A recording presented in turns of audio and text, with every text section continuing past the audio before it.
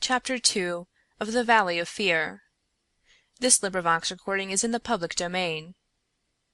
Valley of Fear by Sir Arthur Conan Doyle.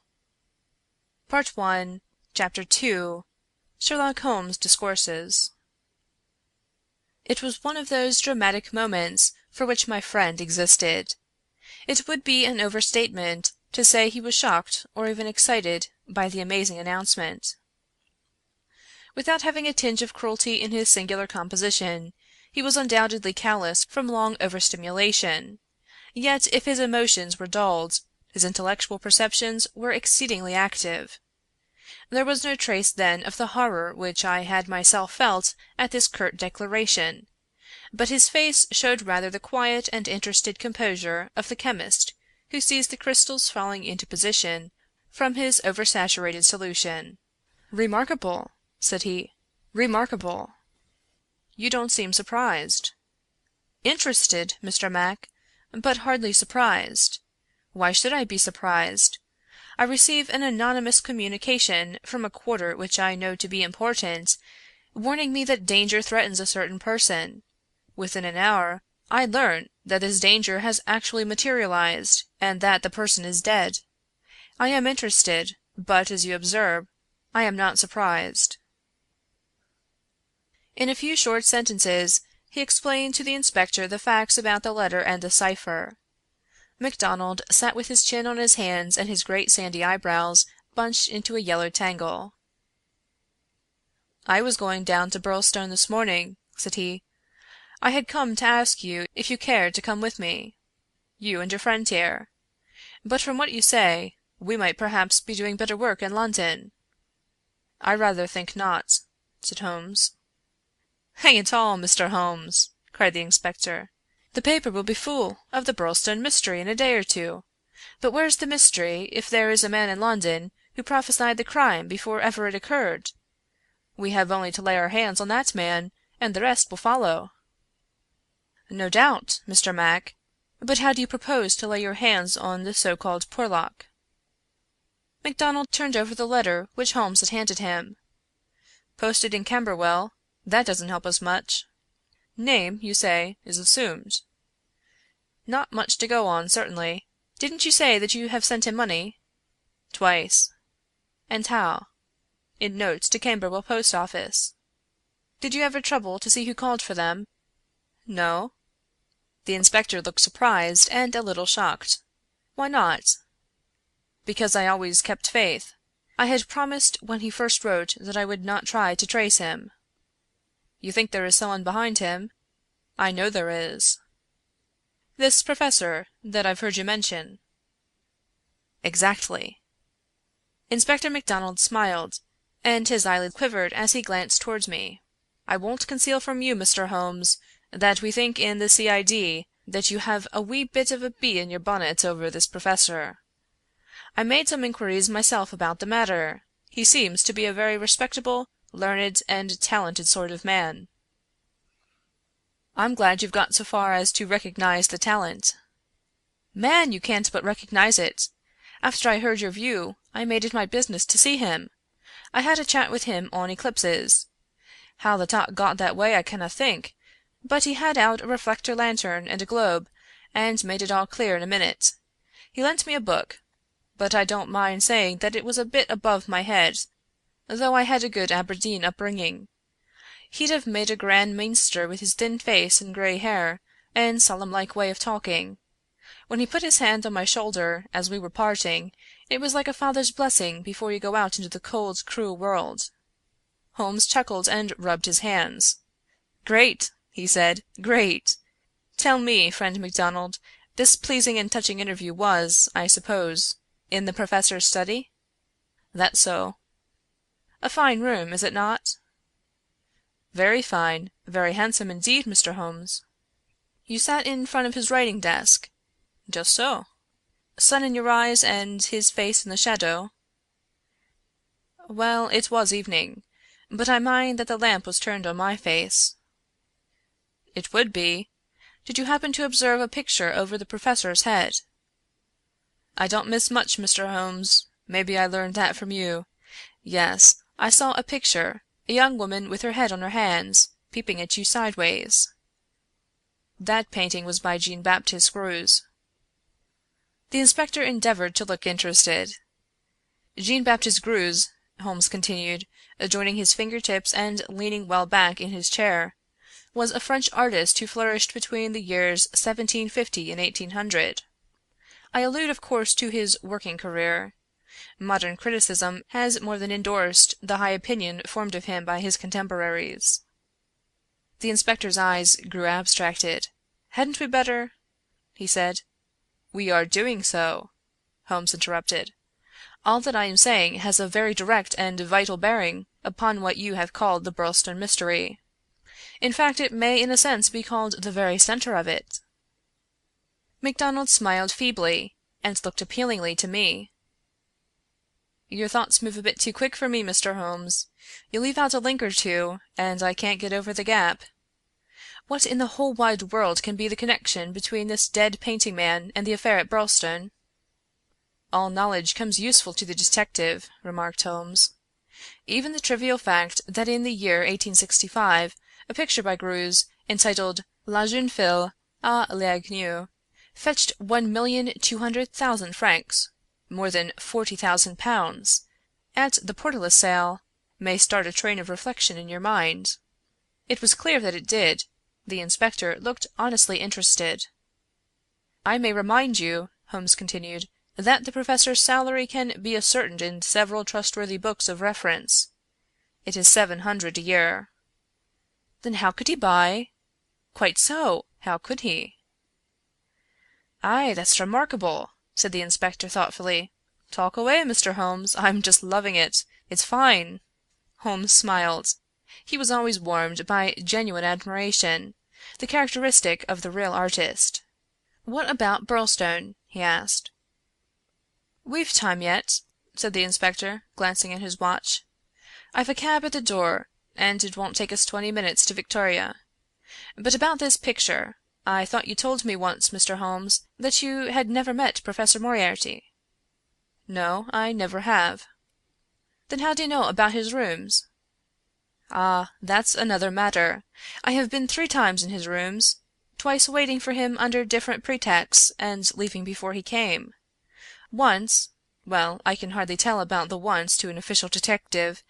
It was on the last occasion that I took the liberty of running over his papers, with the most unexpected results." "You found something compromising?" "Absolutely nothing. That was what amazed me. However, you have now seen the point of the picture. It shows him to be a very wealthy man. How did he acquire wealth? He is unmarried. His younger brother is a station master in the west of England. His chair is worth 700 a year. And he owns a Greuze." "Well?" "Surely the inference is plain." "You mean that he has a great income, and that he must earn it in an illegal fashion?" "Exactly. Of course, I have other reasons for thinking so, dozens of exiguous threads which lead vaguely up towards the center of the web where the poisonous, motionless creature is lurking. I only mention the Greuze because it brings the matter within the range of your own observation." "Well, Mr. Holmes, I admit that what you say is interesting. It's more than interesting, it's just wonderful. But let us have it a little clearer if you can. Is it forgery? Coining? Burglary? Where does the money come from?" "Have you ever read of Jonathan Wild?" "Well, the name has a familiar sound. Someone in a novel, was he not? I don't take much stock of detectives in novels. Chaps that do things and never let you see how they do them, that's just inspiration, not business." "Jonathan Wild wasn't a detective, and he wasn't in a novel. He was a master criminal, and he lived last century, 1750 or thereabouts." "Then he's no use to me. I'm a practical man." "Mr. Mac, the most practical thing that you ever did in your life would be to shut yourself up for 3 months and read 12 hours a day at the annals of crime. Everything comes in circles, even Professor Moriarty. Jonathan Wild was the hidden force of the London criminals, to whom he sold his brains and his organization on a 15 per cent. commission. The old wheel turns, and the same spoke comes up. It's all been done before, and will be again. I'll tell you one or two things about Moriarty which may interest you." "You'll interest me right enough. I happen to know who is the first link in his chain a chain with this Napoleon gone wrong at one end, and 100 broken fighting men, pickpockets, blackmailers, and card sharpers at the other, with every sort of crime in between. His chief of staff is Colonel Sebastian Moran, as aloof and guarded and inaccessible to the law as himself. What do you think he pays him?" "I'd like to hear." "6,000 a year. That's paying for brains. You see, the American business principle. I learned that detail quite by chance. It's more than the Prime Minister gets. That gives you an idea of Moriarty's gains and of the scale on which he works. Another point. I made it my business to hunt down some of Moriarty's checks lately. Just common innocent checks that he pays his household bills with. They were drawn on 6 different banks. Does that make any impression on your mind?" "Queer, certainly. But what do you gather from it?"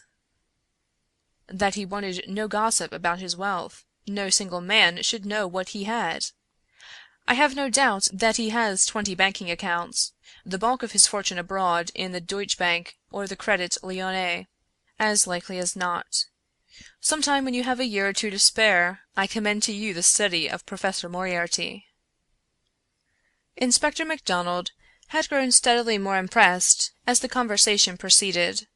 He had lost himself in his interest. Now his practical Scotch intelligence brought him back with a snap to the matter in hand. "He can keep, anyhow," said he. "You've got us sidetracked with your interesting anecdotes, Mr. Holmes. What really counts is your remark that there is some connection between the professor and the crime, that you get from the warning received through the man Porlock. Can we, for our present practical needs, get any further than that?" "We may form some conception as to the motives of the crime. It is, as I gather from your original remarks, an inexplicable, or at least an unexplained, murder. Now, presuming that the source of the crime is as we suspect it to be, there might be 2 different motives. In the first place, I may tell you that Moriarty rules with a rod of iron over his people. His discipline is tremendous. There is only one punishment in his code. It is death. Now, we might suppose that this murdered man, this Douglas, whose approaching fate was known by one of his arch-criminal's subordinates, had in some way betrayed the chief. His punishment followed and would be known to all, if only to put the fear of death into them." "Well, that is one suggestion, Mr. Holmes." "The other is that it has been engineered by Moriarty in the ordinary course of business. Was there any robbery?" "I have not heard." "If so, it would, of course, be against the first hypothesis and in favor of the second. Moriarty may have been engaged to engineer it on a promise of part spoils, or he may have been paid so much down to manage it. Either is possible. But whichever it may be, or if it is some third combination, it is down at Burleston that we must seek the solution. I know our man too well to suppose that he has left anything up here which may lead us to him." "Then to Burleston we must go!" cried MacDonald, jumping from his chair. "My word, it's later than I thought! I can give you, gentlemen, 5 minutes for preparation, and that is all." "And ample for us both," said Holmes, as he sprang up and hastened to change from his dressing gown to his coat. "While we are on our way, Mr. Mac, I will ask you to be good enough to tell me all about it." All about it proved to be disappointingly little, and yet there was enough to assure us that the case before us might well be worthy of the expert's closest attention.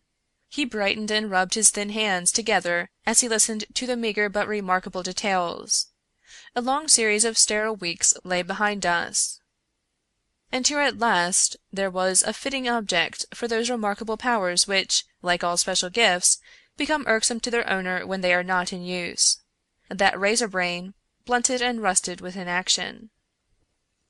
Sherlock Holmes' eyes glistened, his pale cheeks took a warmer hue, and his whole eager face shone with an inward light when the call for work reached him. Leaning forward in the cabin, he listened intently to MacDonald's short sketch of the problem which awaited us in Sussex. The inspector was himself dependent, as he explained to us, upon a scribbled account forwarded to him by the milk train in the early hours of the morning. White Mason, the local officer, was a personal friend, and hence MacDonald had been notified much more promptly than is usual at Scotland Yard when provincials need their assistance. It is a very cold scent upon which the metropolitan expert is generally asked to run. "Dear Inspector MacDonald," said the letter which he read to us, "official requisition for your services is in separate envelope. This is for your private eye. Wire me what train in the morning you can get for Burlstone, and I will meet it, or have it met if I am too occupied.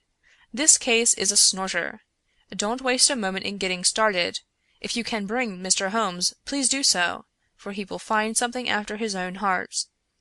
We would think the whole had been fixed up for theatrical effect if there wasn't a dead man in the middle of it. My word, it is a snorter." "Your friend seems to be no fool," remarked Holmes. "No, sir. White Mason is a very live man, if I am any judge." "Well, have you anything more?" "Only that he will give us every detail when we meet." "Then how did you get at Mr. Douglas and the fact that he has been horribly murdered?"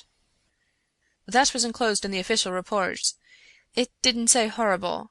That's not a recognized official term. It gave the name John Douglas. It mentioned that his injuries had been in the head, from the discharge of a shotgun. It also mentioned the hour of the alarm, which was close on to midnight last night. It added that the case was undoubtedly one of murder, but that no arrest had been made, and that the case was one which presented some very perplexing and extraordinary features. That's absolutely all we have at present, Mr. Holmes." "Then, with your permission, we will leave it at that, Mr. Mac.